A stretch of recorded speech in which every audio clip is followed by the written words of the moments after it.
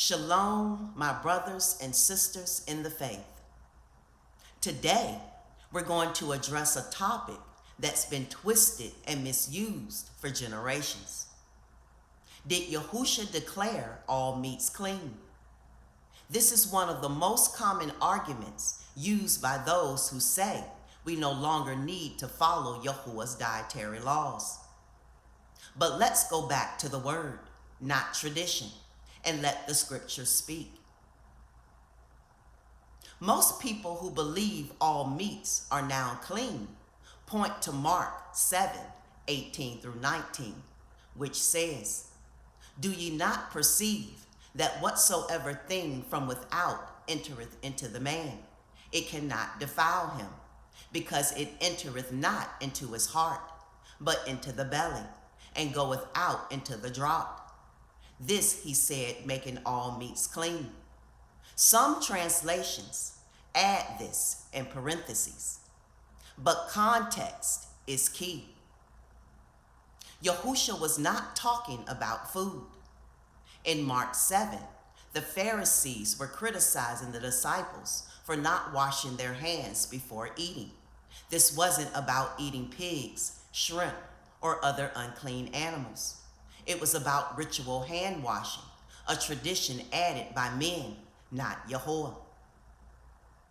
Yahusha rebuked them for putting the traditions of men over the commands of Elohim. Mark 7:7 through 8. "Howbeit in vain do they worship me, teaching for doctrines the commandments of men. For laying aside the commandment of Elohim, ye hold the tradition of men." He was making a point about spiritual defilement, that it comes from within the heart, not from dirty hands. He was not saying that swine is suddenly food now. What does Torah say about food?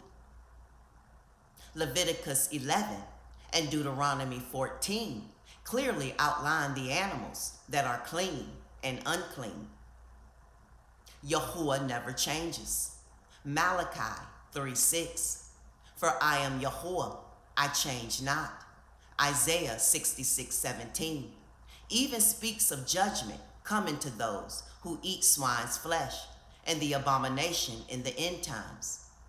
If Yahuwah called it an abomination, do we think Yahusha came to reverse that? Hebrews 13:8, "Yahusha HaMashiach, the same yesterday and today and forever." Yahusha never violated Torah. Yahusha kept the Torah perfectly. He did not come to start a new religion. He said, Matthew 5:17 through 18, "Think not that I am come to destroy the Torah or the prophets. I am not come to destroy, but to fulfill.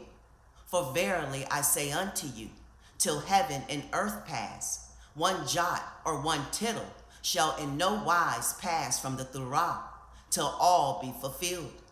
He would never contradict his Father's commands, including the dietary laws. He didn't come to clean unclean animals. He came to cleanse our hearts. What about Peter's vision in Acts 10? Some will say, what about Peter's vision of the sheep with unclean animals? Read it carefully. Peter himself explains it. Acts 10:28. "Elohim hath shewed me that I should not call any man uncommon or unclean." The vision was never about food. It was about Gentiles being brought into the covenant. It was symbolic, not dietary. Why does this matter today? Brothers and sisters, obedience is not legalism. It's love. 1 John 5:3. "For this is the love of Elohim, that we keep his commandments, and his commandments are not grievous." The world says, eat what you want, do what you want. Yahusha died for it.